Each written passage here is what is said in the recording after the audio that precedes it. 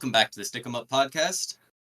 Burundi, we got the New Jersey Devils and the Washington Capitals that we are talking about this episode. If you don't mind, I would like to start with the New Jersey Devils. I'm excited to talk about this team. I think this is a really exciting team coming up. Yeah, I'm totally fine to start off with the Devils. This is good. I'm actually looking forward to this one, just because these are two teams in like completely different situations. So we'll start with the good with New Jersey here, and then get a little bit more into the bad stuff when it comes to Washington. So wherever you want to start with New Jersey, hit us with it. Yeah, the New Jersey Devils. Jeez, ESPN's website is freaking out. The stats are not lined up with the teams, but I think I can figure it out. By the looks of it, they were 38, 39, and 5 last year, for a total of 81 points on the season. They obviously did not make the playoffs last year, despite a lot of people thinking they would. I would say the majority of people easily did. A lot of people had them as like cup favorites. Like I know you had them to win the cup. Shut up. I also have them for the President's Trophy. All right, A lot they of people I completely know had it. fucked me. Like they Quick, ruined brackets last year. they did, yeah. And just quickly, just to put it out there, when looking at the Devils last year, obviously they were one of the few teams that made a coaching change midway through the season, and they made a second one in the offseason. With Lindy Ruff, they were 30, 27, and 4. And after getting rid of Lindy, moving on to Travis Green, they were 8, 12, and 1. So very slightly worse under Green. Their preseason odds to win the Stanley Cup was plus 1,000. So when you're looking at 32 teams, they're one of the favorites. And their over-under for points was 105.5. They finished with 81. Yikes. They were over 30 points under. Like that tells you really right there how bad of a season they really had compared to expectations. Like, yeah, if they had 15 and I think they more expected wins to be there in the playoffs. Yeah, if they had 15 more wins, they still would have been under on that. Like that's insane. Nope, I'm bad at math. If they had 10 more wins, they would have been under. But still, that would have put them at 48 wins. Like they had them around 50 wins on the season, which is they were 10 points out of a playoff spot. Yeah, like that they had them up where like finishing in the same spot that Carolina did last year, that Florida did last year. So the expectation is high, and to be fair, they had a lot of injuries last year. They had a lot of injuries. Jack Hughes missed 20 games on the season. Timo Meier was held out for about a dozen games.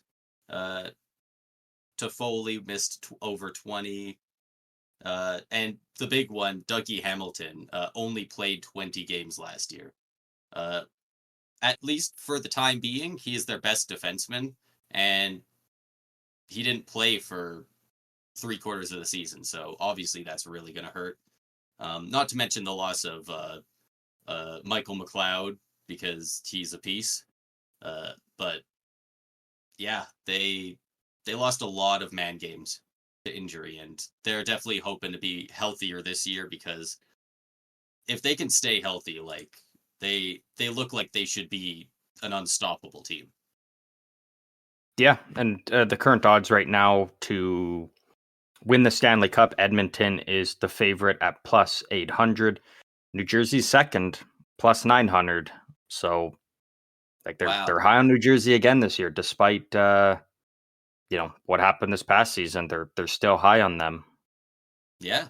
And I mean it makes sense, right? Like and not to mention because they now obviously have Sheldon Keefe as their head coach, who last year or for the past several years has been head coach of the Toronto Maple Leafs. So yeah, when it rains, it pours for Toronto fans. So I would not be surprised to see him go somewhere else and immediately win a cup.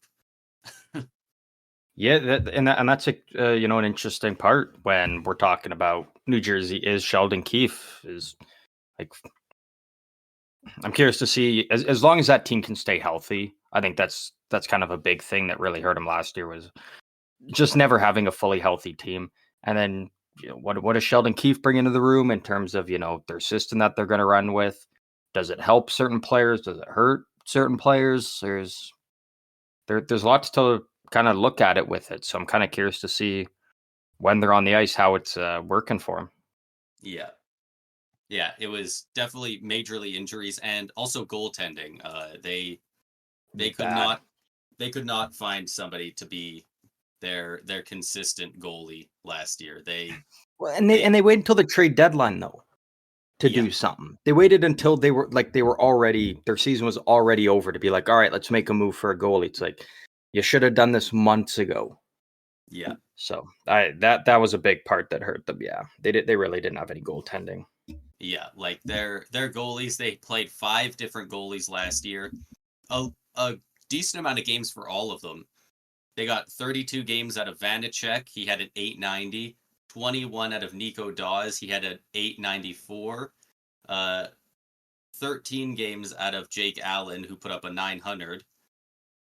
Akira Schmid, who put up an 895. And then in 6 games from Capo Kakinen, he actually put up a 923. So by far the least amount of games played. But I mean, he's the only guy that was above 900, and he had 923, which is very good. So obviously, in the offseason, they have since gone out and they have acquired Jacob Markstrom, which you got to hope he can at least put up a 905 for you, over Mm-hmm. 50 some games. Like, just be a lot more consistent because, like, playing like 15 or more games to 4 different goalies over the season is not the winning recipe. Well, and that's the thing with Markstrom too, right? Not only is New Jersey getting just a much better goaltender than what they've had, like Markstrom's better than every other goalie they had last year, potentially all combined, maybe. But the biggest thing is you're getting the consistency. Like Markstrom is, uh, he does have some cold streaks here and there, like that happens, but he's more regularly a consistent goalie than He's not the getting the sent to the, the the other AHL. five we just listed, right? Like there's a reason they traded Vanacek. There's a reason they traded Schmidt. There's a reason, despite in 6 games, Capo Kakinen looking somewhat decent, they let him walk, right? Like, Yeah. By the way, those 6 games for Capo Kakinen putting up that 923, they went 1-4-1.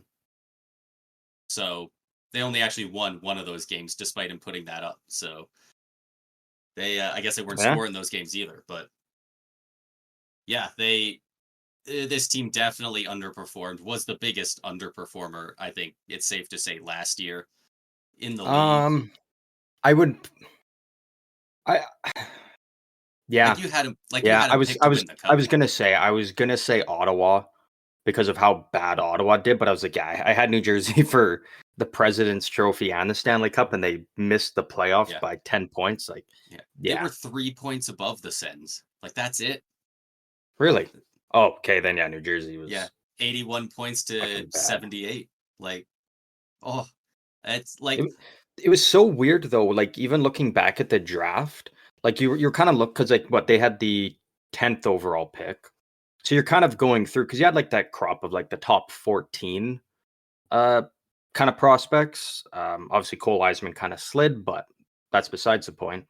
So you would go through like every team and you're like, hey, they need this, they need that, like this. But you get to New Jersey and it's like their forward core is pretty stacked now, and they got a lot of young guys. Their defense, like, and there wasn't a goalie, and obviously they ended up taking Salayev, who fell down, which I think is going to be a great ad, getting a big that's an monster defenseman back there. that's an But it was insane depth pick in the like first you round. you've got a team picking 10th overall, and it's like, man, they don't need any more prospects or anything. Like they've got their core. They just need to start winning. So now adding an extra guy in Salayev, who don't know how long until he comes over, but when this team's going to be hitting their peak and going for cups, or at least a consistent playoff team and probably winning their division pretty soon, you've got Salayev that you're now going to be bringing in, which I think is quite exciting for them. Yeah. And you know what? He's a big body too, and they need that because Yeah. uh they really especially against the Rangers last year were getting manhandled quite a few times. They are a fast, young, skilled team, and the Rangers got a lot of big bodies and they got a couple of bullies on their team. So they they really were getting throttled a couple of times and they got a couple of guys, they got their Curtis McDermotts and the like, but they're Brendan Dillons, but for the most part Well, that's the thing. I it's a do. lot of smaller guys and guys who don't get in there and mix it up in that way. So Yeah. Well, and that's one thing I do kind of like that they did kind of address that in the offseason. Like, we saw that with we saw that with the Rangers. Like what? yeah, the Fuck, Rangers it's were probably that like team 4 years ago a when couple Tom years ago. Wilson was just destroying their entire team. And what did they do? They went out and got Ryan Reeves.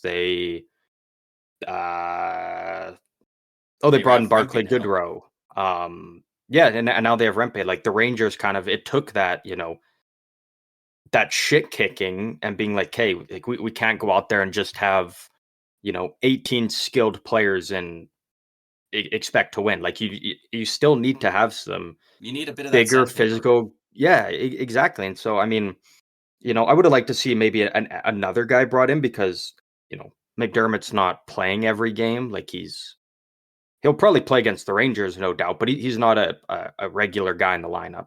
But like you did bring in Brendan Dillon, you brought in Stefan Nason, so you What got a little bit there, but I would like to see a little bit more in Yeah. terms of some hard nosed guys.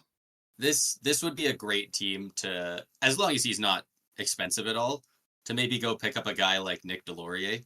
Just a guy who's like he doesn't have to Yeah. play every game, but against these interdivision rivals, you throw him in there and you're probably chucking knuckles with No, somebody. yeah, I think you do because yeah, like I mean, you know, I was also just looking at their defense, and we'll get to Luke Hughes, so he's not included in there. But now I'm looking, I'm like, okay, I don't see a defenseman that you're going to be scratching to bring McDermott in. Like, unless there's an I, injury, I your was just gonna defense is ask, too skilled. is he a forward or a defense? Defenseman. Yeah, Oh, on but I cap. guess they have put him up on forward every Yeah, now and then. they have him listed Okay, as left winger, left defenseman, right defenseman. And and I was goalie. just like, is that a typo or No, yeah, no. I guess yeah, they did bump him up onto forward sometimes. So that's where he would need to go. But again, you're looking at. I mean, I like Brendan Dillon a lot. I don't know how well he's going to be able to hold his own against Rempe because Rempe's that much bigger. yeah. I mean, I don't even know if there's anyone that I was saying, you know can what? beat Foligno on Minnesota. Like, but I would just like to see a little bit more grit added, and considering Yeah. like how young and you know Or just star built hitters. your top guys are, like you got to protect them. You got Yeah. to have guys in there to protect them. Like that's above Yeah. all else. Like that's really really what you need. Yeah. I almost think, yeah, just bringing guys that are big bodies that can hit. They don't even have to necessarily be fighters, at least all the time. Like Yeah. they can on occasion, but they don't have to be those guys who are known for fighting because, like, I get it. People want to see it. If I'm the coach and I'm against the Rangers, I'm telling every one of my guys, you do not go fight Rempe. That is where he earns his paycheck. That's all he's good for. This guy is not good in his own end. He's not good in our end. He's good when the gloves are off. Like, And if you go out there and fight Rempe, you're losing that matchup not only in terms of the fight, but then you know it's not any better for you having Rempe yeah, you sitting in the want, penalty box, but one of your guys is in there. So yeah, yeah, like, I get what you're saying though. yeah, like it I'd would, just like to see a bit more toughness. So just because again, yeah, like with how like some of their guys that we've already been seeing, like they're having a hard time staying healthy already. It's like you need some extra security there and help them yeah, give them that little confidence boost, being like, hey, you've got guys out there that are gonna have your back no matter what type of yeah. thing And you know to what? make them feel a little bit taller. Even if you do get a bit, a fighter, a heavy hitting guy, you send him out there and it'd be like, hey, go fight Braden Schneider, go fight Keandre Miller. Hell, step to Truba if you think you can take him. But like, at least you're taking a guy who's like a bit more valuable to them off the ice, as Mhm. well as you have a much better chance of winning that fight. Like, just Yeah. punching up at Rempe is just, uh, There's you've not many lost that the can do it. second you accept the fight. Like, Yeah, even yeah. if you There's not win many the guys in the fight, league. unless it really gasses up your team, you're still probably putting a much better player in the box than they are. So, Dude, just go get Nathan Gerby. Problem solved. yeah, Like, yeah, um, he's a great giant killer. Like, but moving forward with the Devils, what are we looking at here with them going into the season? uh, so obviously they have aspirations to. If you were to ask them, I'd say their aspirations are probably to win the Stanley Cup. Um, I got to imagine their fans after last year just want to at least see them make the playoffs, maybe get a round or two deep. But I I do think that they've got a very special window opening right now. They've got a lot of great low contracts compared to the rest of the league. Luke Hughes and Simon Nemec are currently on their ELCs for 1 and 2 more years respectively. They and they have Jacob Markstrom for 2 years now. Like they want to win now, and they're in a decent spot to do it. They don't have their first rounder for this upcoming year, but they have their next two first rounders. Uh, they have all their second rounders in the next 3 years, and an extra second rounder from both Winnipeg and Edmonton. So they've got a little bit extra for the second rounders there. So they might have a couple of trade pieces if they want to do something at the deadline. Um, they Mhm. currently have five point 75 mil in cap space, but they also have unsigned RFA Dawson Mercer that they need to get under contract, who I think probably signs something of a bridge deal, 2 or 3 years, probably for anywhere from 3 to 5 mil. I don't really know what his value would be, but Yeah, I'm having a hard time even just trying to put a price on him. he kind of seems like a guy that you get for a couple more years, make sure you know what you have, and then get a long term. Like, I Yeah, don't it think they're sounds like going they eight are years right close here. to. It sounds like they are close to getting a deal done soon here. Um, Makes sense. but the thing is, right, is like so Dawson Mercer, he's played all 3 years of his ELC. He's played 82 games all 3 years. He's stayed completely healthy since coming into the league. And Um, that's what they need right now. his first year, 17 goals, 42 points. He was a minus 25. It's his rookie year. That Plus, that's the that's fine. team wasn't as good back then Yeah. as well. Uh, the following season, so the year New Jersey made the playoffs, again, he played all 82 games, 27 goals for 56 points. He was a plus 22. And in 12 playoff games, he had 3 goals, 7 points. So it's like he's projecting in the right direction. And then last year, he played 82 games. He had 20 goals, only 33 points. So his point totals went from 42 up to 56, dropped to a 33. And he was a minus 26. So he Which, went from minus 25 to plus 22 down to minus 26. So he's been all over the place, really. yeah, So it's the whole it's like team did take a impossible step back. to. So I Yeah, do but wonder how like much that's a that takes into it. massive drop off still though. I'm Like trying the to team think. as a whole did, but like it's tough to gauge, like, because now if they signed him after his second year when he just dropped like 56 points, he's a plus 20 or more. Like, Oh, you you know could have what? got him on a signed to a pretty long term deal or something. But after last year, it's tough to say where he falls in terms of value wise. You Like, know how much what? should you I pay think him? last year he got bumped down in the lineup is why, because currently they have him projected to be on the second line this next year, but last year Mhm. they had Tyler Toffoli. What does he play? Is he Oh, a they right did. They winger? did bring in Toffoli. Yeah, Toffoli's a right winger. Yeah, so you know what? I think Mercer would have been on that third line, probably playing with Tatar and did they have Holla last year? Yeah, Yeah, he probably would have been playing on something like that. So you know what? I bet he might have had top 6 minutes for the past 2 years, and then last year he got yeah, bumped got down. got bumped down. Yeah, And you know what? He wouldn't even have been playing with Eric Holla for quite a few of those games because Holla would have been up on the second line while Jack Hughes was out. So it is quite a bit of a drop off. I think there's reasons for the drop off, but how much of those reasons, equates to how many points? Like that is quite a drop off. I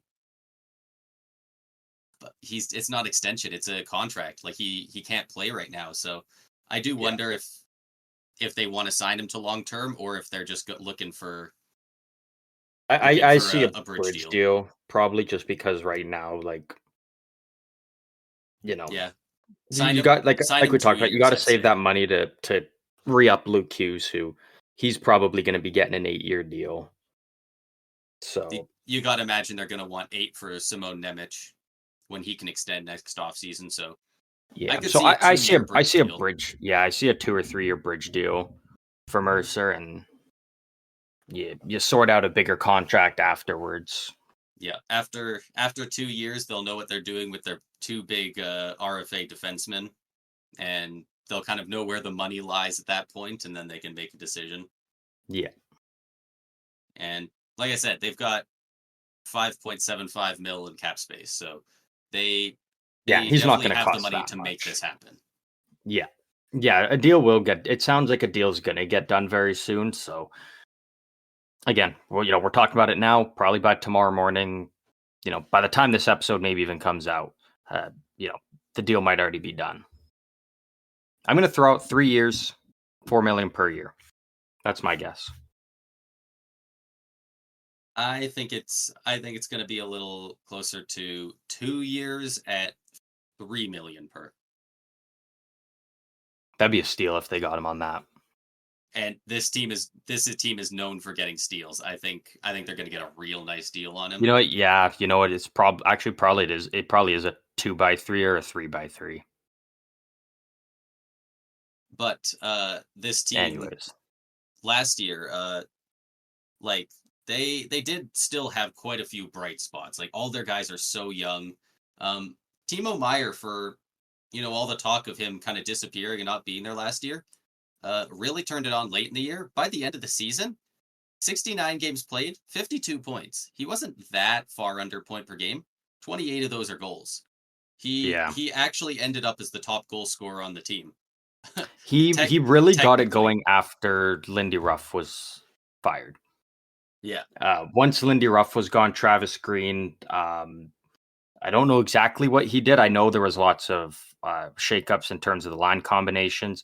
Obviously, it did kind of help that Toffoli was traded at the deadline. So, like, again, that's another right winger out of the mix. So Meyer was able to get more time. But yeah, it was really kind of from basically it really was kind of from the trade deadline to the end of the regular season. Like that's where he really turned it on, and I would say on most nights was New Jersey's best player.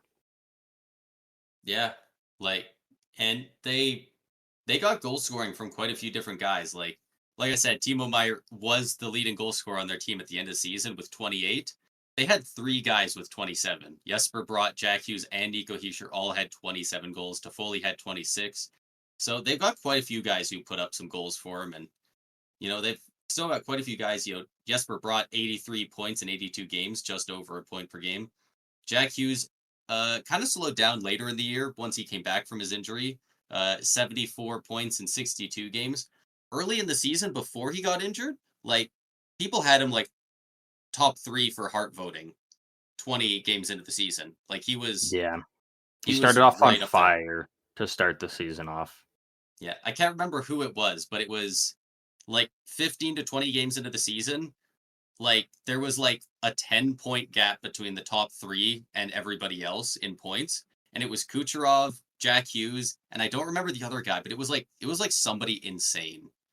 Like it was some absolute bum. It was like some guy on the second line somewhere. I wish I remember who it was, but like Frank Vetrano, maybe. honestly, it might have been. I think he started the season really hot. He ended with like fucking 30 some 40 goals.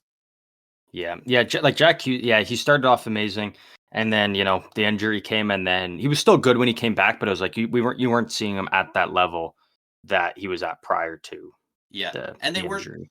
they weren't in a playoff spot, so he probably came back a little bit early trying to help them get to the playoffs. So hopefully he's Yeah, coming back completely healthy after the offseason. and can stay Um, healthy this season. yeah, yeah, that's going to be huge for this team. Um, we can move on and talk about some of these line combinations at this point. These are the daily face-off line combinations, so they just have them projected. We don't know for sure what they're going to be, but they have it projected for the first forward line to be Andre Palat on the left wing, Nico Hischier in center, and Jesper Bratt on the right wing. I That's like it. that's pretty decent. I Um, think I think more of the star power is going to be on yeah, their projected second line, but in terms of a first line, like that's still a you can still expect decent point totals from all three, and it's also kind of a good it's a defensive line as very well. good two-way. Like It's it's a it's the very good perfect two-way line. line that you send out against the other team's top line, and then you can roll your what's projected to be your second line, and they can go out there and really reap the benefits of not having to go up against the other team's top line. Like I like it Yeah, that way. yeah. I think it's a very good shutdown but still produce line up top. And Yeah. Oh yeah, when they you're can looking still at produce. their forward core, it's you don't it's one of those teams you don't it's almost like the Florida Panthers, how you don't look at it as the line one, line two. It's just kind of their top six. Yeah. And they're probably gonna play about equal minutes because their Yeah. second forward line is Timo Meyer on the left wing, Jack Hughes in the center, and Dawson Mercer on the right wing. Like that's Yeah. nice. That Like that's yeah. That's a they're really, really good they're gonna top six. score. Like Yeah, yeah, that's I pretty can't even say a filthy. bad thing about it. Like that's a dangerous top six. And if they don't make the playoffs again, it's just Yeah, gonna be absurd at this point. yeah. They they have to. Like they really do need to sooner rather than later. And Yeah. they would have if they were all healthy, in my estimation. The goaltending was a big issue that they've addressed as well. So Yeah. Like we'll see how they do this year. things are I've looking got up to think for it's them. going to be way better though. Oh yeah. It has to. Yeah, like obviously it's it's just the way these lines are set up, but like it just looks so goofy having a guy like Jack Hughes on the second forward line. Yeah, right. Like, but that's the thing. Like, that's how good their forwards are. Like, how good they've done in terms of drafting, developing some trades here and there. Like, they've done a really good job building up their top guys up front. And I don't think their depth is even too bad either in terms of what's on their third and fourth line. It really isn't. Like their third forward line, Thomas Tatar on the left, Eric Holla center, and Stefan Nason on the right. Like That's pretty that's a solid. really good third line. That's a really good third line. Like all three of these lines have been real good. Like And they all have different roles. Like they're all built for different things. They're not all going out there at the same expectations. They're going out there to play their game. Like that's how you win games. yeah, this is every line has a very specific use and a specific role to play, and In I terms of the guys they have in those roles, they yeah, excel at it. exactly. I think this is going to be so much easier for Sheldon Keefe than it was in Toronto. Oh yeah. Oh yeah. And that fourth line, Paul Cotter on the left side, Curtis Lazar center, and Nathan Bastian on the right.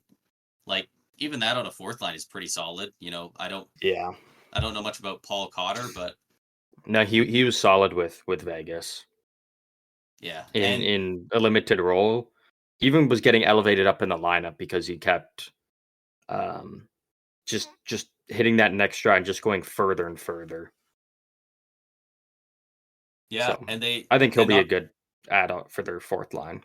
yeah, like that's gonna be great. And not only that, but assuming it's gonna be a when not if when Dawson Mercer signs his contract, like he's gonna be slotting in there probably on the wing somewhere.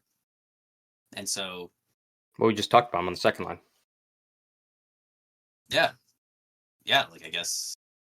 Oh yeah, they do have. He Yeah, they should do have he him listed. should Never be in mind. their top six when Yeah, he signs, because it's not if, it's when he signs. Like yeah, that's why I he's saw playing in that. the top six, and I fully do expect his numbers to drastically improve from last year, especially if he's playing with Jack Hughes and Timo Meyer. Like both He's had got the their own tools to problems last year. succeed with them. So Yeah.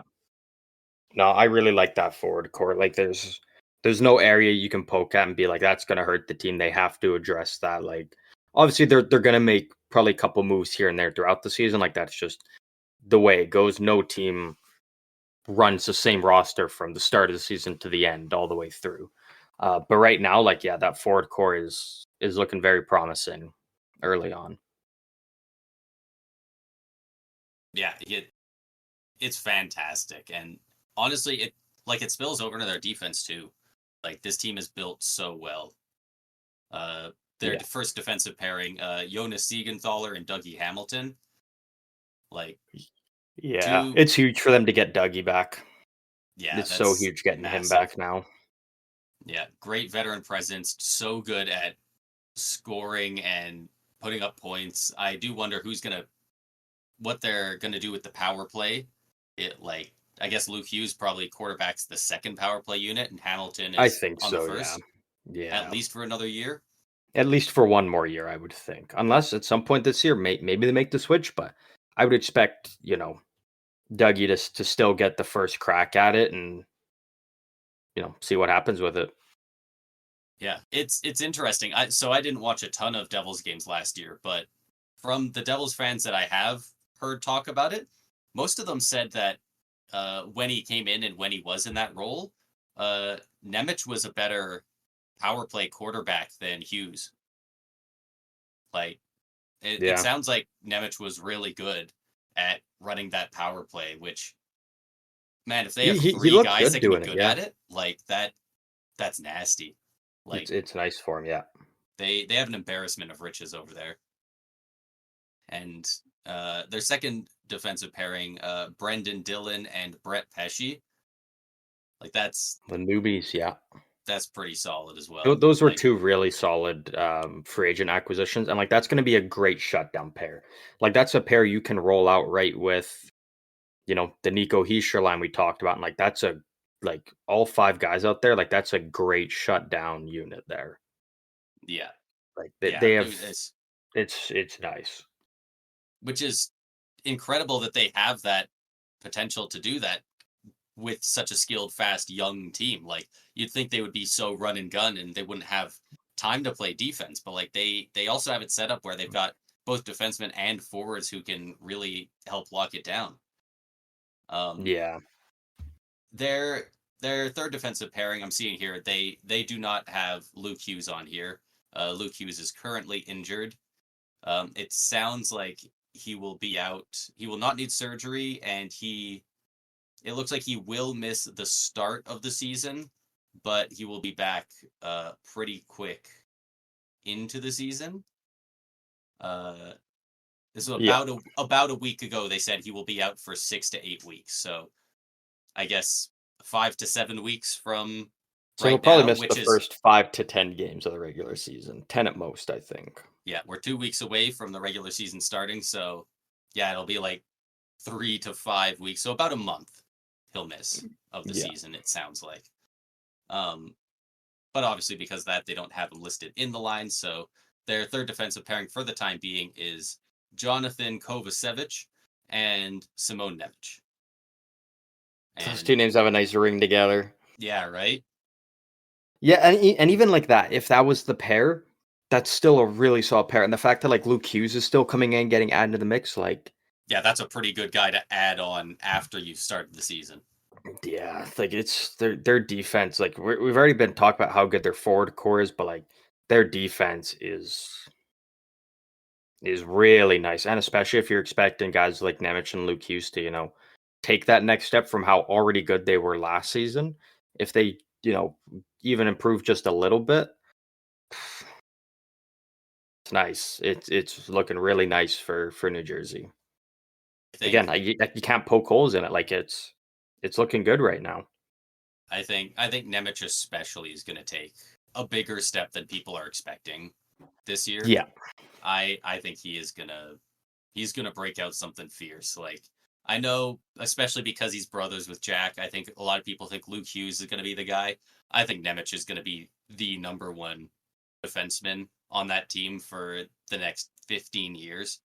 Like Yeah. I just think he's gonna be an absolute stud. 19 And he's points a in guy you can 60 put in games all last year. positions as Yeah, well. Like, he's got that upside as well to him. Like, not to say Luke Hughes necessarily doesn't, but I think Nemec is he's a probably step higher in that regard of being able to play in every situation. yeah, he's probably going to be on the penalty kill one versus Luke Hughes. Maybe he gets on the penalty kill two. I don't even know if you even need Luke Hughes on the penalty kill, Yeah, it really depends what's filling out realistically. the rest Like, of your if roster you're at like, that point. kind of when Dougie Hamilton leaves, or like if Dougie Hamilton got injured, you've got Simo Nemec and Siegenthaler, and then you've got Pesci and Dillon. Like, you really don't need Luke Hughes for the penalty kill. You just need him to, help the boys rack it up on every chance they get on the power play, really. Like, that's his specialty. That's where he's gonna really excel at. He's he's going to be a beast for them on the power play. Yeah. God, this team. It's annoying how good this team is now, and most of their best players are going to keep getting better. Yeah. And now that they've got a really, really good goalie, that you've added an elite level goalie into the fold now back there, it's like, fuck, come on. There's Like no way this team misses the playoffs. actually, yeah, and like you were just saying, the goal for goalies, they have Jacob Markstrom as the starter, Jake Allen as the backup. That's solid. Like Yeah, like Jake Allen's been solid everywhere he's gone as a backup.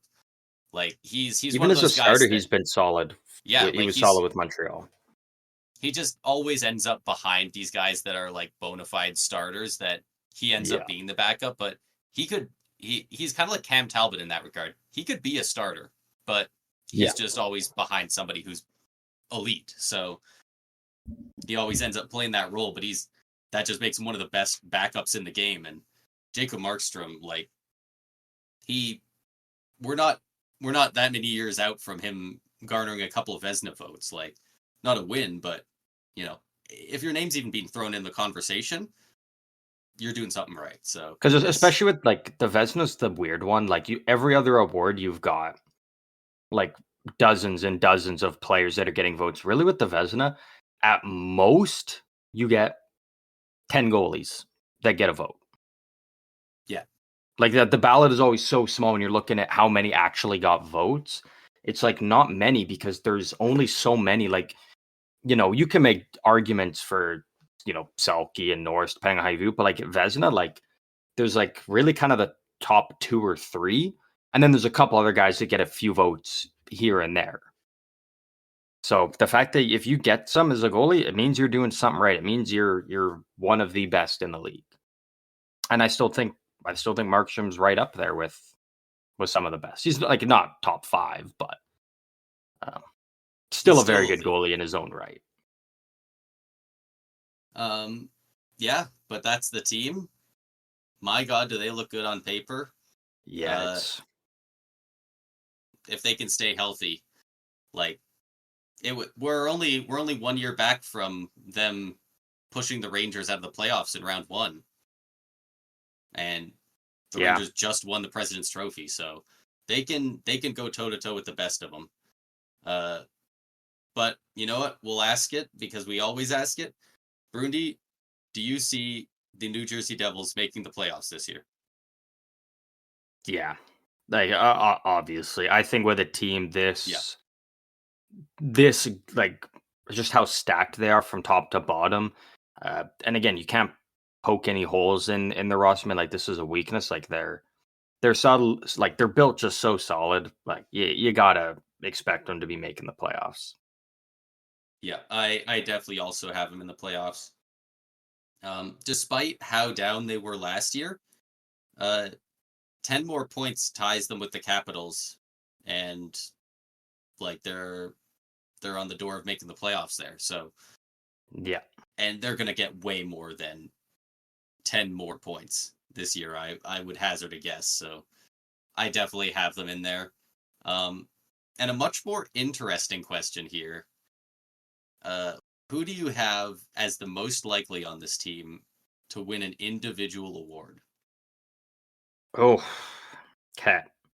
This one's There are tougher. several good answers for There's this. lots of options you could go with. Like, there's the obvious ones with Jack Hughes. Um, I mean, you can even make a case if Dougie Hamilton has he plays all 82 games. You can make the argument for him, especially with how stacked this team is for a Norris. Yeah, 16 Um, points in 20 games last year. Like, it's not unreasonable to say he'll hit 80 plus points. I mean, even having Markstrom behind a team like this, like you could make the case Markstrom for Vesna. Uh, I mean, and then Heischer, like he's one of the top three favorites for the Selke going into this year. Man, there's so many options. There's a lot of options here. I'm gonna do it because I think this one has real potential.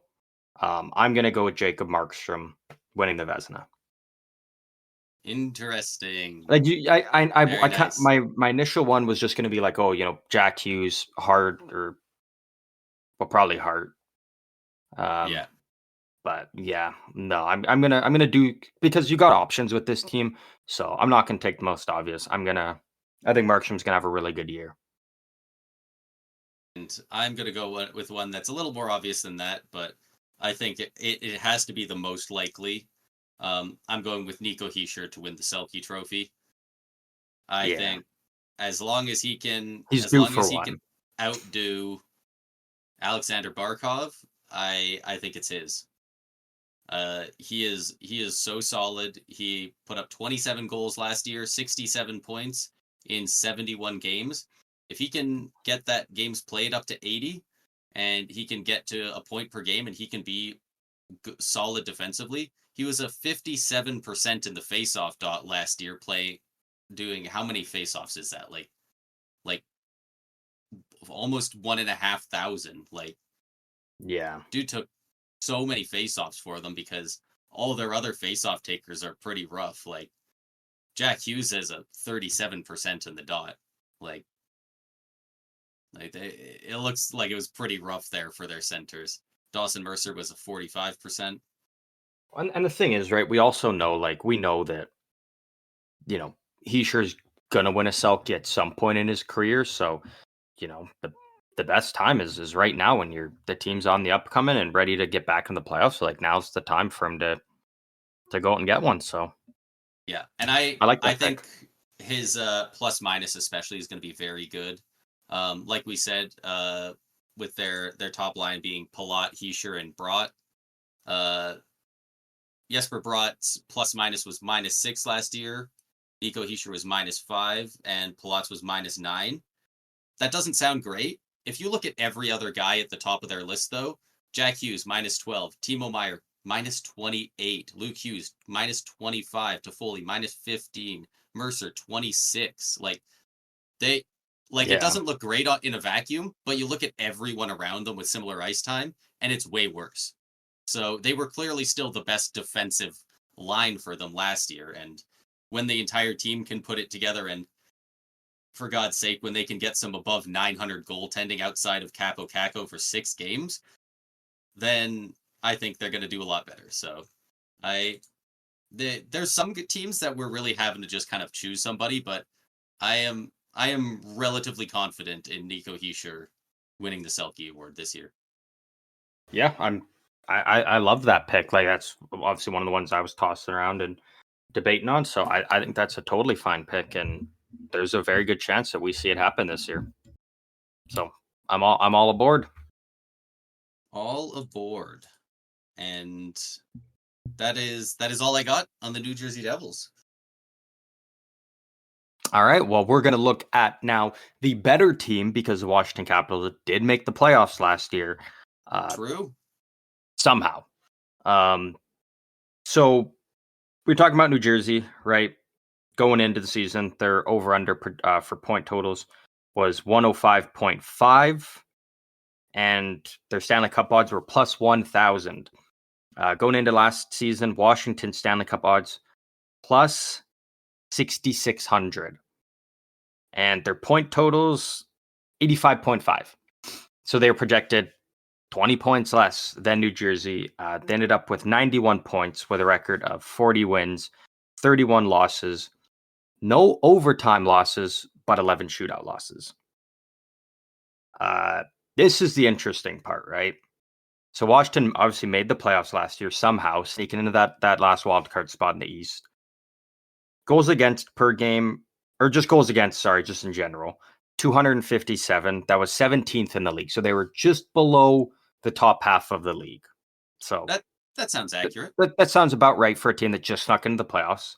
Yeah. Goals for 220, 28th in the league. There's only, and I, off the top of my head, you can probably think right away of the 4 teams that had less goals than Washington, and it's the 4 teams that finished right at the bottom of the league. I was gonna say, like, it's got to be San Jose, Chicago, Anaheim, and Columbus, right? Columbus, yeah. Yeah. And then Washington, and then made the them. playoffs. Oh.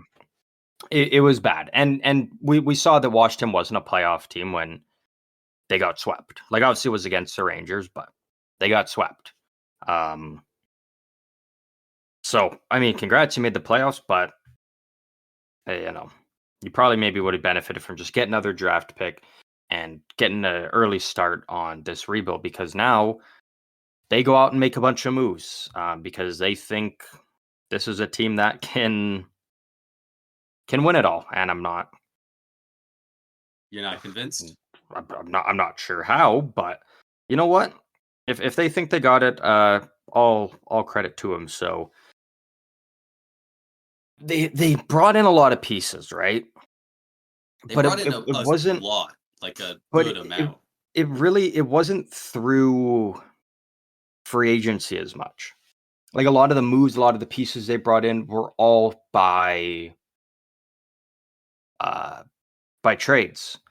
Just looking at guys they did bring in through free agency.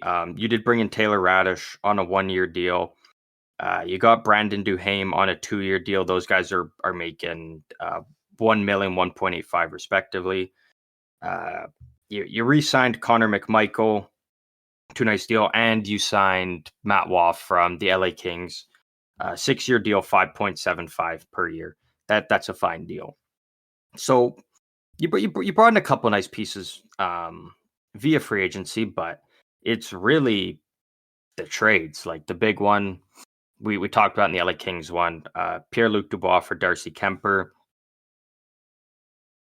I mean, they were fine moving on from Kemper because you've got Charlie Lindgren, who kind of took over that role last year already, and you're also able to give up peanuts for Logan Thompson from Vegas, who I think could be a very good goalie for Washington going forward. So that's moving a out great Kemper, little pickup.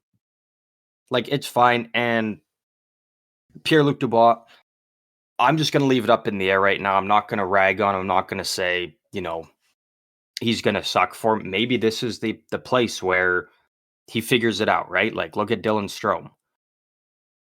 It really kind of took until Washington for him to put the pieces together. So I'm curious to see what situation PLD's put him, but I'm not going to write him off just yet and say, like, he's just going to be a third line bum for him or something just yet. Like, maybe after 10 games, but I do see a concerning amount of people being like, this is what he needs. He needs to come in and play with a guy like Alex Ovechkin.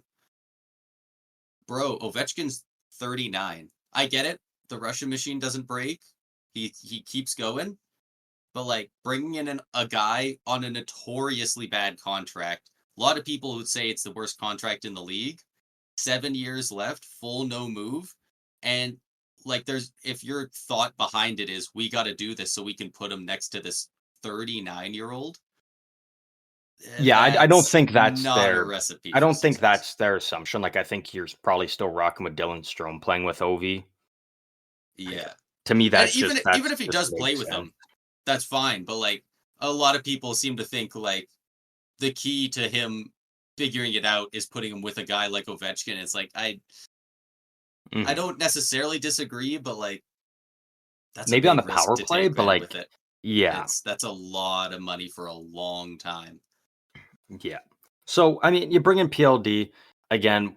kind of unknown. We don't know, like he could be the PLD that we've seen from stints with Winnipeg, He and was at and least and half that a could point be per game very last year. Like yeah, and he that could be wasn't very.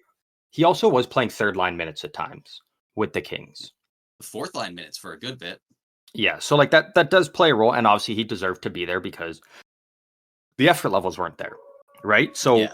you're hoping that he can kind of get it going with Washington and put the pieces together.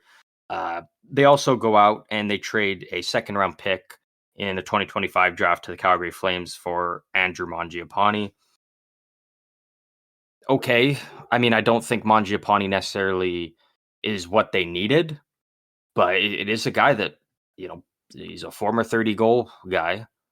He's on 1 year left on his deal, so if you can bring him in and he can put up 20 goals, 30 assists, and you can lock him on a nice deal, all right, I'm all for it. But I don't quite know if that's exactly what they needed, but we'll Yeah, it's not one we'll that see how made a that ton of goes. sense to me because I get it if he does return to the form that we have seen from Mangiapane in the past, it could be a real nice get for him, but as it stands, they gave up a second rounder for him, and Yeah, like he looked like a contract that Calgary was fine just getting out from under. So yeah, yeah, and and that's exactly it, right?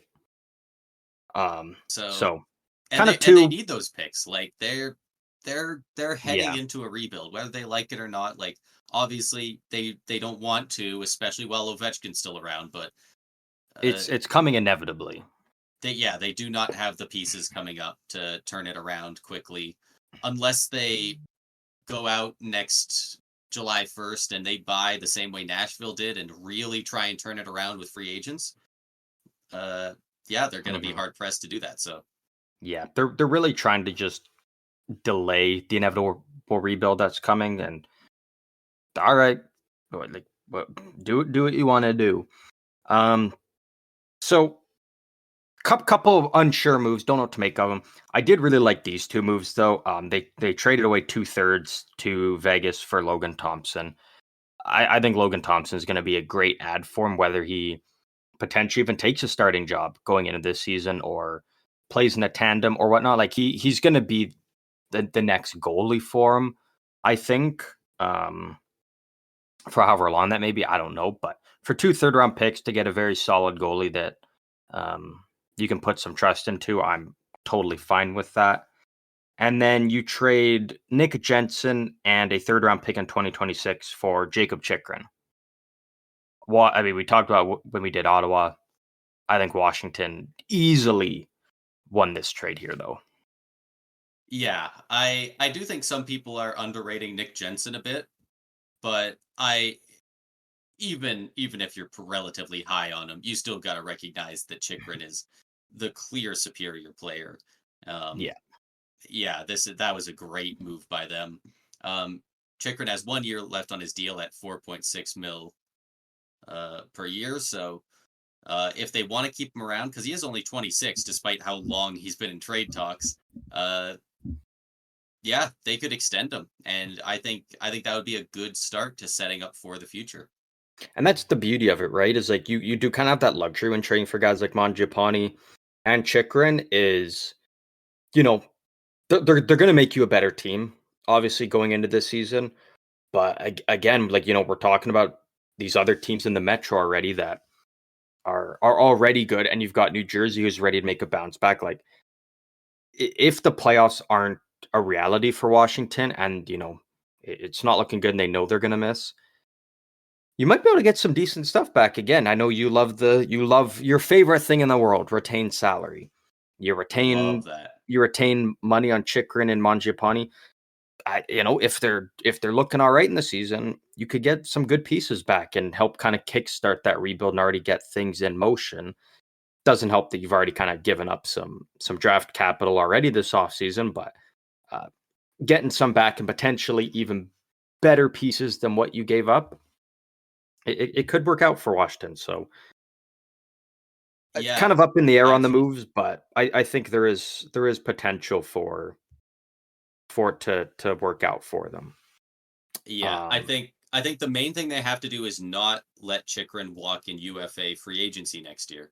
Either Yeah, extend him or retain half his salary.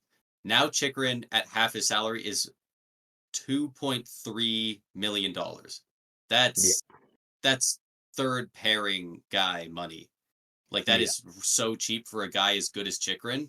Like you can retain half and send him to a playoff team, and you'll get a first plus probably. You'll probably get more than a first rounder back for that. Like Hmm. that's real nice. So, and you'll also have gotten a full year out of Chikrin just playing for your team. Assuming they would trade him if they look like they're not going to make the playoffs. If they are going to make the playoffs, I imagine they keep him.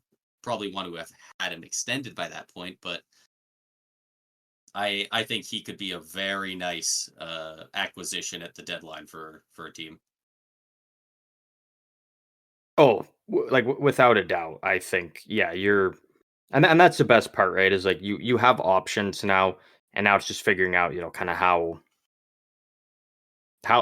is it all going to work out, and you know, again, really kind of depends on where they're at in terms of you know come trade deadline time. But looking at kind of some of the extra pieces they have in place, they do have their first round picks in 2025, 2026. They have their own second round picks in 2025, 2026. They have Boston's second rounder this year.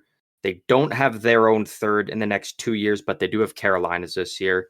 And then you got a couple fifths and fourths spaced out here and there. So in terms of top heavy draft capital, they still have, which is nice. I do expect that to probably increase as the season goes on.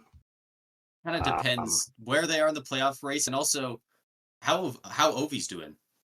Like it's clear that they want to make the playoffs, but more than anything, it's important to this franchise that Ovechkin breaks Gretzky's goal record. They like for the past 200 goals now. That's all they've been about. That's what they care about. We all know it. And he is second all time in goals in the NHL now. And he's just got one guy to pass, and they so badly want it, and I'm got to imagine Ovi really wants it. yeah, And they want to give him the best chance to do it. And it was looking rough for a while last year. Like he was like 50 some games in and had like 8 goals. yeah, Like it was a he rough start. It was like bad. he ended with 31 goals on the season, but he went like goal per game from the All-Star break onward. He had like 20 goals in 21 games after the All-Star break or something insane like that. So Yeah, like he was really bad before that point. So yeah, we'll have to see how he performs and who he's doing it with next season. yeah. Because obviously the kind of the big things with Washington um, is you've got basically $15 million on two guys that are done. Like being realistic, like they're done. They're playing out. They're sitting on LTIR the last year of their contracts, both of them, That's the and dream, really. I think that's about it for the two of them. That being obviously Ovi's longtime line mate, Nicholas Backstrom, as well as TJ Oshie. Uh, both are on LTIR for the entirety of the year. It's kind of the end of their career, so you might as well get that last little bit of money before you call it a career there. Yeah. Little bit of Uh, money being $9.2 million for Backstrom and yeah, 5.75 for Oshie. It's yeah, not a bad parting gift to do a physical once or twice a year. exactly. One bright spot that I think could be nice is they do have Jacob Vrana on a PTO right now. He did obviously start his career with Washington. I'd like to see a bounce back year for him. I'd like to see him make the team. And again, he's a guy that like he's sneaky good offensive. Like he could provide some good offensive upside for Washington. If all goes according to plan, he makes the team. Yeah, he fits in this weird camp of there's a couple of guys that are great offensively, but they're not quite that elite level, and they're not good enough defensively to play lower in the lineup that Yeah. they have trouble finding a team to take them. And like we even saw that with another guy who is currently on Washington, Sonny Milano. The year after he had that insane bat in goal from the Michigan pass from Trevor Zegras. He put up like 40 points that year, like almost 20 goals. And then he got signed by Washington like in August or something. Like it Well, was he first signed a PTO with Calgary, and Calgary let him go. like Calgary said, "No, we're good," and then he ended up going to Washington after that. like it's crazy. Like this guy just put up 15 plus goals, 40 points, and On a couldn't find a shit job. Anaheim team as well. Yeah, Like, let's not forget yeah, on that. Anaheim, and he couldn't find a job. And it's just you don't want Sonny Milano on your first line. Most teams don't want him on his second line, and he can't play enough defense or hit hard enough to be a bottom six guy. So he's in this weird Yeah, spot.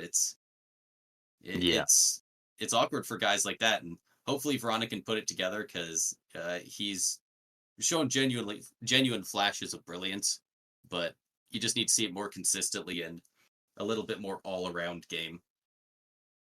yeah. And the thing is, really, it's with Washington. It's they're trying to obviously delay the inevitable rebuild because like we've talked about, Ovi is chasing the all-time goals record, and if that's what it is, fair play. But I think you know Ovi's got 2 years left on his deal. He is 39.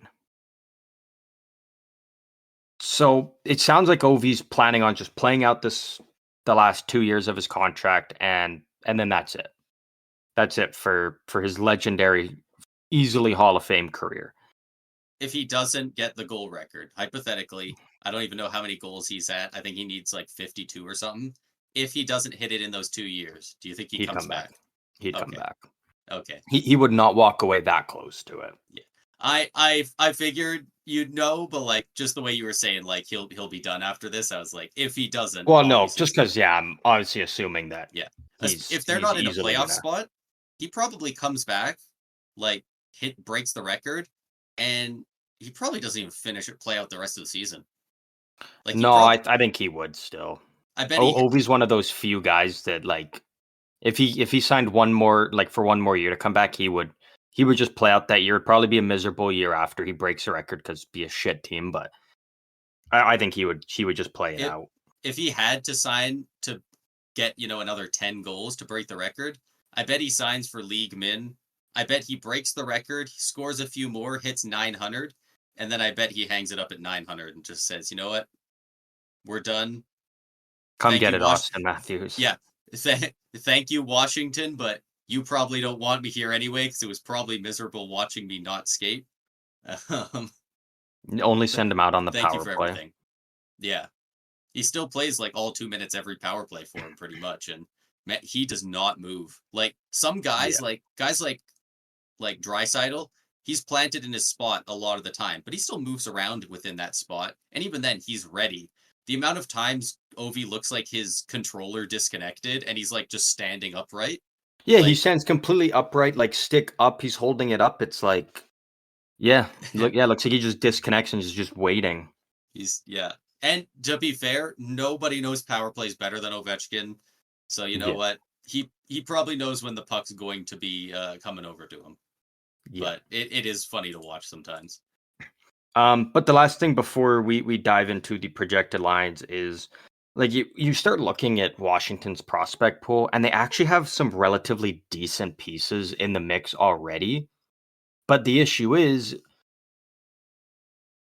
by the time they're ready to make the jump is when Washington's going to be ready to go through that rebuild. Right. And like and with Washington, I really don't see it being a retool. Like I think you're gonna have to suck. You're gonna have to get, you're gonna have to get another Ovechkin. You're gonna have to get another Backstrom. And you do that by getting, you know, top three, top four draft picks. Yeah. Hope if you're lucky enough, hopefully number one. Uh but so then that's a part I'm worried about. Some of these, and they do have some really young, talented prospects coming up. Guys like Tarek Parasek, you got Ryan Leonard, you got Andrew Cristal, you got Ivan Miroshnichenko, you got Zach Funk. Like you've got pieces, but when they're all coming up, it's gonna be when Ovi's just walking out the door with his goals record. Like you're going to be coming into a team they're going to be ready for a rebuild. They're going to be having to suffer the contracts of Tom Wilson and Pierre-Luc Dubois, and like it's going to be a tough situation for those young guys walking and being like, your first 3, 4, potentially 5 years in the show. Get ready to be a loser, right? Yeah. It's And tough, but like they're doing it for Ovi, and you got to respect that. yeah. And honestly, like it's very unique looking at this as a Lightning fan because there's so many parallels of like, you know, this is what could happen if our GM instead of trying to go out and make the team better and he wants to keep the core together and he wants all these guys to retire with us and have that legacy and Ovi got his cup, we want the goals record, we're going to play him out even if it means this team's going to suffer uh going into the future. We're Mhm. always going to have that goals record, we're going to have those moments. And it it's interesting because I would have been fine if we overpaid Stamkos to stay. But at the same time, seeing what they're going through and what they're probably going to have to go through for the next 5, 6 years, uh, it makes it a little easier to be like, yeah, it sucks losing them, but it was also for the benefit of the team going forward. It's might be the Mhm. right call. So it's Yeah. it's interesting. And then you've got teams like Pittsburgh that are kind of in the middle of both of those two of like they're not falling off that hard yet, but their future doesn't look a ton brighter, and Yeah. they're not a solid cup contender. They might make the playoffs, but they don't look great. So Yeah. yeah, sometime. And you know what? If the guys get you the cups, I have no problem with teams keeping them together. You can all retire here, and you know what? We made history with the team, but Yeah. I do also respect a GM who's this is a business. We have to move forward as much as it sucks. Exactly right. Yeah, I But respect them for building it around Ovi as much as it is going to suck for the next few years, especially after he's gone, and then you're not watching him, you're just remembering it. But yeah. But moving forward, looking at the projected lines for the Washington Capitals going into next season, honestly, not as bad as I thought. Again, by no means is it great, but it's actually not as bad as I thought. First line, you have Andrew Mangiapane and Alex Ovechkin on the wing, centered by Dylan Strome. yeah, I don't know if I that's love Mangiapane there. I'd maybe like to see a guy like McMichael or maybe potentially Hendrix Lapierre get that bump up, but I wouldn't hate Dubois on that top line. Like I don't hate the idea of at least trying him with Ovechkin, seeing if he can help out if you there. can make it work, yeah. Yeah, Um, I do love that they have it projected that Monge plays on the left wing and makes Ovi move to the right wing and not not the not the new other guy way going around. on the right wing. He says, "Hey Yeah, Ovi, you're in my spot," yeah. as if Like, Ovi hasn't owned the left wing first line spot for 20 years now. yeah. Yeah, like I think they've got options. Like I'm kind of curious here. Like I do think like obviously Ovechkin and Dylan Strome are, in my opinion, the two staples of that first line. Yeah, Who you put there, I don't know. I'm curious to see, McMichael might be but nice. yeah, and then yeah, like the second line. If this is a second line, actually, could be a fun line. You have Connor McMichael and Tom Wilson on the wing, centered by Pierre Luc Dubois. Like that's a big boy line. Like that's a Yeah, if you can actually get Dubois to give a shit and play with some pace and energy, like that could be a good crash and bash line and create some havoc. So I don't hate it actually. I yeah, think it'd be yeah, chaotically fun. yeah, yeah. That would be. I don't know how well they would do, but you got to imagine they would have a lot of really fun moments. Yeah. Yeah, like that, it'd be a fun line. It's like watching a car crash, basically. We Um, know that with Tom Wilson, though. Looking at the third line, you have Hendrix Lapierre in the middle, centering Sonny Milano and uh, Alexei Protas. That's actually not a bad third line. It's not You got bad. you got a little bit of I do like. everything. I do really like Lapierre's game. Sonny Milano, he it's he's there, so it's a bit of a more of a scoring. third line, but you also kind of got a grinding second line there, so it Yeah. it almost evens out in a weird way. I don't mind it too much. I don't know much about Protus.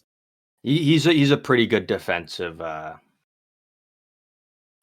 forward. Like he put up some decent points last year. I think if you look up his face-off numbers, I think his face-off numbers were actually pretty dang good last year, if I'm not mistaken. I could be wrong, but I'm pretty sure they were actually they were quite solid. Protus, 29 points last year. Protus, 40% in Oh, the face up okay, so it wasn't that good. in Maybe like it's just in the 100 games I face-offs. watched, he was winning. Yeah, it was only like 100 face-offs, so Really, only 100. yeah, he played 78 games, so he must have been playing wing for a good Must have been portion on of the it. wing a lot. Yeah. He just purposefully gets thrown out of like every face-off all year. And then looking at the fourth line, you have Nick Dowd centering the two newbies, Brandon Duhaime and Taylor Radish. I mean, it's a defensive fourth line. Really, when you look at like if you've got Duhaime and Nick Dowd, like it's kind of your penalty killing guys. You know, you play maybe 6-7 minutes even strength. Most of your time is going to be out there on the penalty kill, so I'm okay with it. Yeah, I don't love it, don't hate it. They're there to do what they're there to do, and that's basically just stop the other team from scoring. You don't need them to. Well, I guess if you're Washington, you might need everybody scoring, but you're not. You shouldn't be expecting these guys to be lighting the lamp for you too often. yeah, and you know what? You could do a lot worse for a fourth line kind of scoring guy as far as numbers go than a guy like Nick Dowd or Taylor Radish. Like Radish has, I mean, 2 seasons ago, 20 goals, 37 points. He was obviously that was with Chicago. He was playing probably middle six, maybe even top 6 minutes.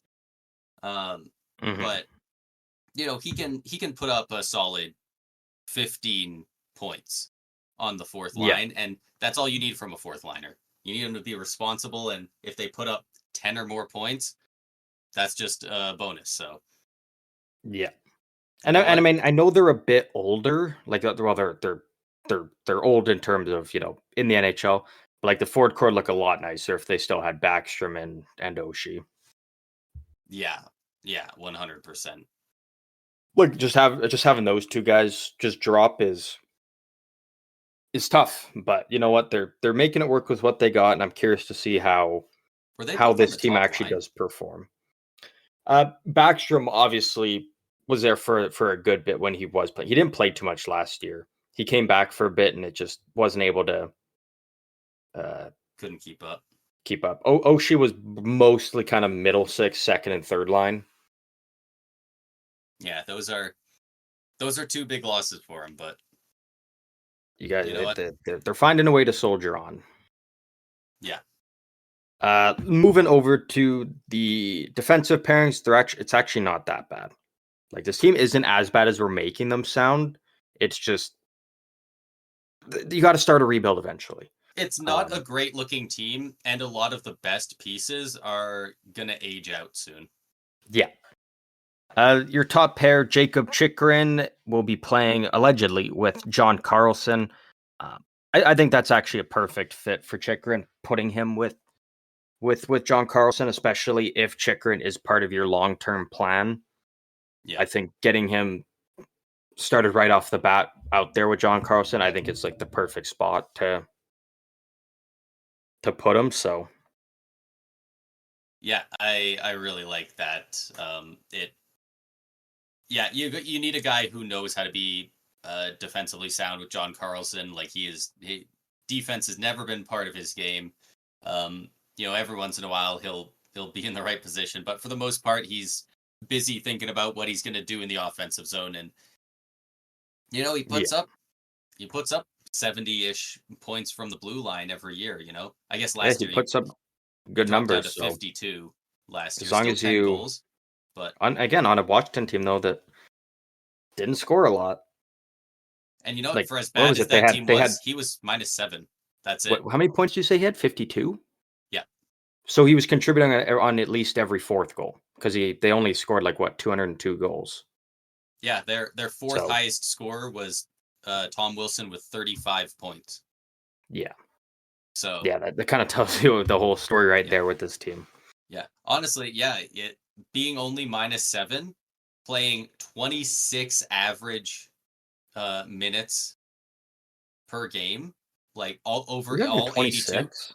uh It's pretty 25 solid and actually. 54 seconds. So just under 26. Over All 82 82 games. games, Wow, only -7. that's actually Honestly, pretty solid. that's way better than I would have given John Carlson credit for, because he used to be real bad defensively. But like the team's goal differential over the entire season was -37, so that's pretty good. Yeah, yeah. You know what? I got no. Yeah, it gets the job done. Second pair, you have Rasmus Sandin playing with Matt Waugh. I mean, that's the perfect combination right there. I think you need to kind of give Yeah, Sandin, who's obviously a bit more offensively inclined, like a John Carlson, you need to might put him take with over for him. a good veteran, a good defensive mind in a guy like Matt Waugh. I get it's the best of both worlds putting those two together. So Yeah, that's I, I, great. I like that combination there. Um, and then the last pair, Martin Feravari with Trevor Van Riemsdyk. Yeah, it's a solid third Yeah, pair, and it's not even yeah, including Ethan Bear, who they signed last year, and so there's no room for him right now. So for you've 2 mil. got lots of options to work with. Again, like could this team be better? Absolutely, but like it's not as bad as we're making it sound. No, it's We're just definitely making it sound worse than it is, but yeah, but they are 9.4 million over the cap with that's this that's roster including that's the not inspiring. that's including Oshie and Backstrom. I still I think though, because I've looked up, I added up the totals of their forwards, defensemen, and goalies, and they're under the cap. Oh, okay. So I think it's yeah, I don't think it's fully updated yet. Yeah, because this one does say long-term injured reserve, but yeah, I think the way they put it together is kind of weird. So they will get Yeah. they'll get the cap relief there. Backstrom almost matches that cap space negative cap space entirely, so they'll probably have around 5 mil in cap space, Yeah. 5 to 6 mil with both of them on LTIR going into the season. And which again, these projected lines don't include Jacob Vrana, so if he makes the team, you're gonna have to pay him honestly probably like not a lot, like 1 million at most on a 1 year deal. Yeah, Um, he's a but then PTO you've for a got reason. him. You can potentially slide into your forward core somewhere, and then the goalies making a combined 1.86 million. You have Charlie Lindgren and Logan Thompson. Do they? I'm gonna ask you this: do Hit me they with it. play? Is it more of a tandem, or is it still Charlie Lindgren's your guy, or is it like Logan Thompson's your guy? Like, what do you think is the goalie situation? Like, how are they going to go about it? Charlie Lindgren was already absolutely stole the starting position last year. He got a Hmm. couple of not just Vesna votes, he got a couple of Hart votes as well. Not super high up, but like I think he got a couple third, fourth place Hart votes. So I think it's his position to lose.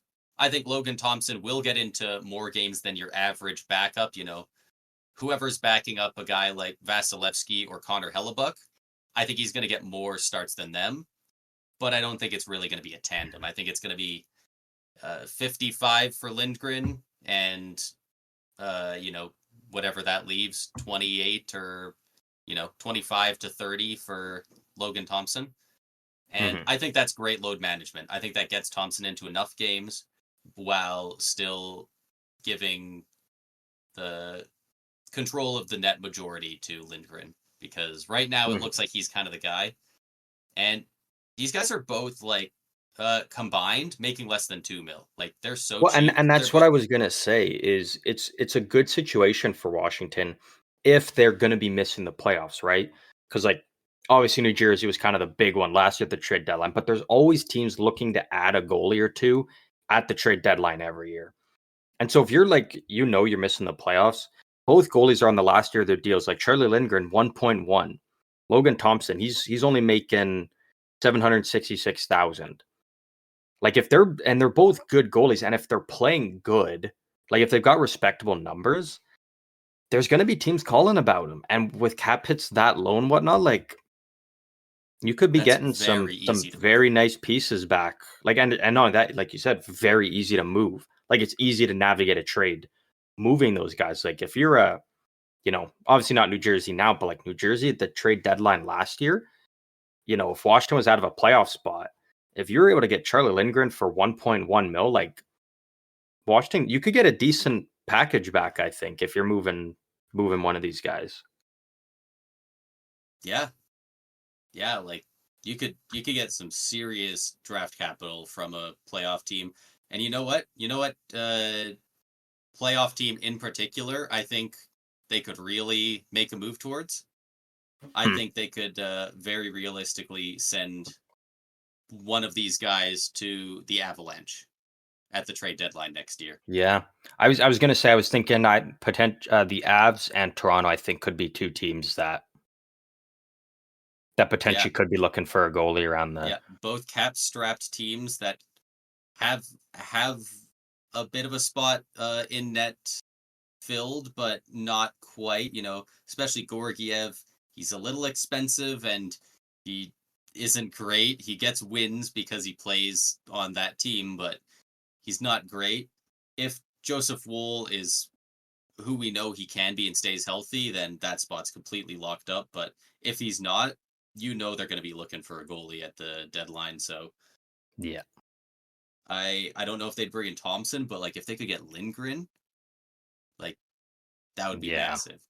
Like yeah. So it's an interesting season for Washington, right? Like obviously their minds are still set on making the playoffs, still letting Ovi just rack up the goals. But like if things aren't going the right way, you could sell off a lot of pieces, and you could really kind of kickstart this rebuild and really start adding picks and prospects into the mix. Um, yeah, because realistically, like as much as you love Ovi, if you're a Washington fan, you kind of want him to hit the record within the next 2 years, and then let this rebuild get going. Like you can only delay it, so long. Like yeah, inevitably, you gotta be like, all right,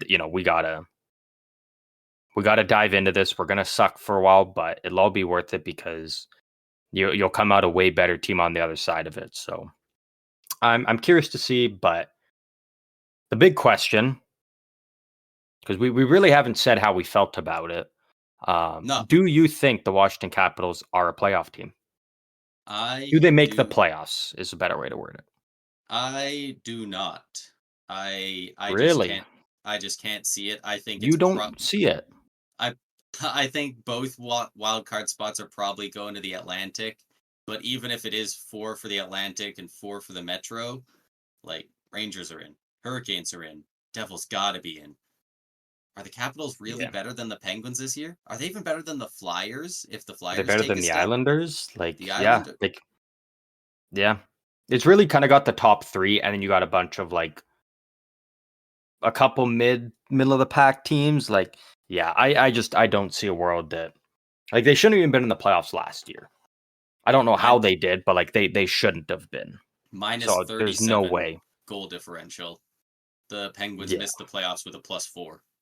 yeah. Like there's just no way they're making the playoffs, unfortunately. So, Yeah. uh, and then lastly, to wrap it up here, one player, one individual award. Who you got out of this stacked lineup? This stacked lineup.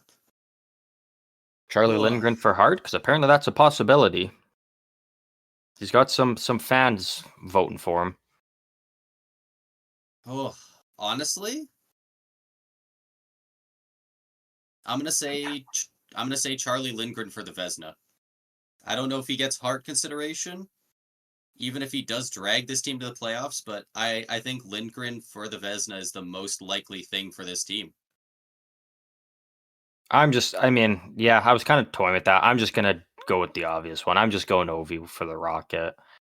I mean, those are really kind of the only two we can pick from, so might as well pick separate ones and have a blast with it. Like I don't see Yeah. any other I don't know much about like Strome's game. outcome. I don't know if he plays a two-way game. Maybe he could get No, us healthy or no, something no, like no way. I don't. Yeah, Yeah, it's it's tough. really Ovi racking up a shit ton of goals and getting another rocket, or yeah, Charlie Lindgren putting the team on his back and having a stellar year. I almost think it. Well, no, I think they're about equally unlikely for Yeah, I just don't see For anyone getting Carlson. anything. Carlson winning the Norris is about as likely as Ov winning the Rocket. Yeah, no, Carson. Yeah, he's not touching the Yeah, Norris. Lindgren's an insane outside for the Yeah, Vesna, it's just there's really but just it could nothing with happen. this team. Like there's yeah, but we wish Washington the best of luck this season. Good luck to Ovi chasing the goal record, but we don't see it being a playoff team, unfortunately, and that's the way it goes. That's the way it But goes. They got a decent amount of young guys that have come up in the past few years that I actually am pretty big fans of. I'm a huge fan of Rasmus Sandin that they picked up. I love that. Hendrix Lapierre is really solid. Ferravari as well. Like they've got some good pieces here, but they it's they're just not all a like, team that's built to go on a cup run or yeah, anything. it's a lot of middle six guys, that kind of Yeah, thing. Like they don't have that high end talent coming up, and they're kind of losing out on it. The little pieces they do have, uh, it it might be tough for Dylan Strome for a little bit because, man, every category I'm looking at, it looks like he's like the best on their team. So yeah, and I kind of do expect once they start to go in that rebuild, like he's gonna be dealt. I think, yeah, he's a good bit older than the rest of their guys that they might want to keep. Yeah, Lapierre's 21, Sandin's 23, Protus is 23, McMichael's 23. So Strome at 26 is not quite on the same timeline, but hopefully they can get a pretty penny for him yeah, eventually when they move him, whenever that would be. yeah. He's only making 5 mil per year for 4 years. Ooh. Yeah, like he's on a decent contract for what he's been producing. So that's what I'm saying, right? Like is when they start to go into that rebuild, you can get some good stuff back for him. You send him off to a team that's really looking for a potentially even a Colorado. Like they're always kind of looking for centerman, especially with some uncertainty regarding their lineup. Like that could also be a potential fit in a year or two down the line. So Hopefully Ovi can score a lot of those goals he needs earlier on in the season, because, man, could you imagine them moving him at the deadline this year? Like if they really are going all in on a rebuild, if they retain half, 4 years of a guy who just put up 67 points and 27 goals, get him for 4 years, bill with the cap going up, like yeah, you could legitimately ask for like 3 firsts for that. Like that's like a long ass window. mm, Like no, I think you could. Like I don't think you see that really ever happen because you don't see guys traded with retention, so it's that low it would for be that like long of a contract. But a first and like a top level prospect or something, if that. yeah, it would have to be a solid prospect because like Yeah. the It would be very really good similar numbers. in regards to uh the Thomas Hurdle trade to Vegas. You probably don't have to give up like the 2/3 like San Jose did, but like in that trade, you're probably getting a first round pick back, potentially unprotected, and then you're getting a high end prospect. I think is kind of where it is. Potentially like maybe a second or another piece added in, but Yeah, most not a likely bad teams comparison. rarely ever trade. I can't remember the last time a team traded 2 first round picks in the same trade. Yeah, but when I was the might have last to look time into we that. I'm saw a kind of guy curious. with over 60 points get traded with 4 years left at 5 mil he's making, if they retained, like it getting lower than that? Mhm. Like if your win now window is in that time, like a New Jersey, like we just talked about them, like they got a little bit of extra room right now. They have some of their guys locked up long term. This That's a guy that they could move some of their other rentals out, like once Palat's off the books and stuff. and they have him just kind of slide in there at a cheap hit for 4 years. Like that's a very solid ad. But Yeah, there's a much better chance that they just hold on to him for at least 3 or more years. So we'll see what happens with the Washington. And yeah. There's going to be lots of moves made there eventually. It's just kind of waiting for that first domino to fall, and then yeah, yeah, it's just everything's just gonna crumble for him, and it needs to happen. yeah.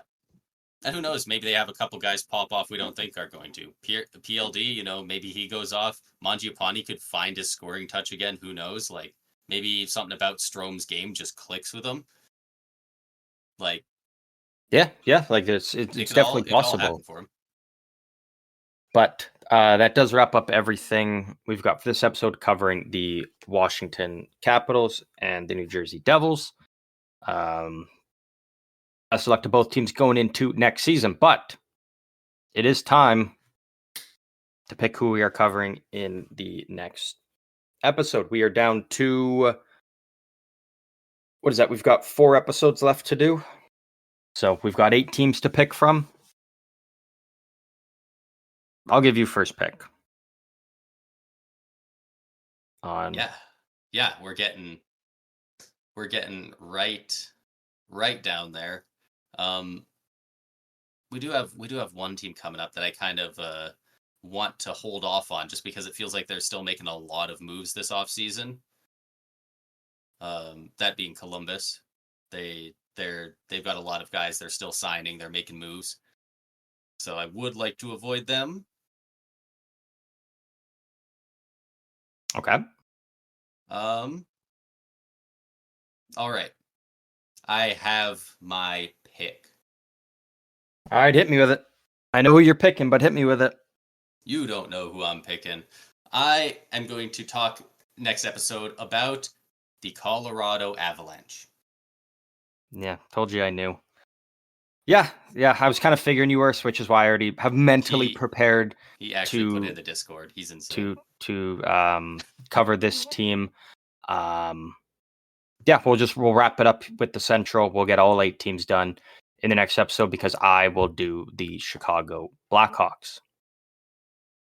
Yay. Solid. Yeah, we'll talk about Bedsy for a little bit and the rest of the average squad they put together. But it should be fun. We'll get the Central Division done, and then we're on the home stretch to wrapping up our off-season reviews of all 32 teams, potentially 34 in the next couple years, maybe 36, as it sounds like talks are starting to begin on expansion teams. But that's for another day.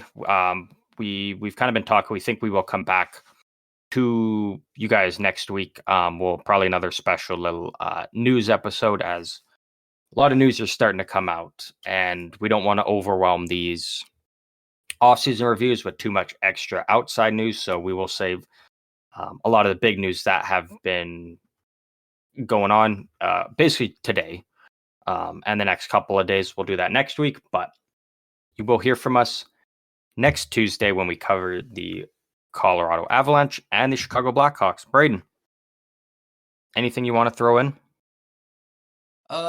Yeah, just in case any Blackhawks fans are listening, a lot of the times we sound apathetic towards your team, and just know that it has nothing to do with the players. It is the management, the old management that was around with that whole Kyle Beach thing. Really soured a lot of people, us included, on them, and it has nothing to do with Chicago, like the Chicago, the city, the fans, or their players, or even just don't like their management team, which is weird because I'm not a fan of Florida. A lot of it's the players, the Boston, the players, but Chicago, weirdly enough, a lot of people don't like them because of the management team. So goes away. Yeah, like we joked about, but like I like I'm not like I'm a Chicago fan, but like they're still a fun team to watch. If it makes you feel any better, like like and to even please any more Chicago fans, I was actively rooting for you all of the last 2 seasons. Like I've been cheering for you guys nonstop. There's no other reason for it other than just I wanted to see that team succeed and win. So maybe I'm a bit of a Blackhawks fan because I have been cheering for them a lot the last couple of years. So there is that. Yeah, of course. Completely unbiased and no other reason other than just Yeah. I want to see that team succeed. Yeah, you got like a Sharks Bedard jersey rotting in an attic somewhere. Okay, you didn't have to mention that though. You could have just kept that between us. I don't know what to do with it. It'll be a novelty. But that does wrap up everything we have for this episode. We really, really hope you guys enjoyed this one as much as we did.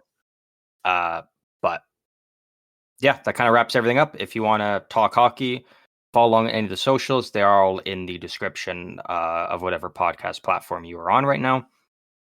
But with that, we hope you guys enjoy your lovely weekend here. And we'll see you guys on Tuesday next week.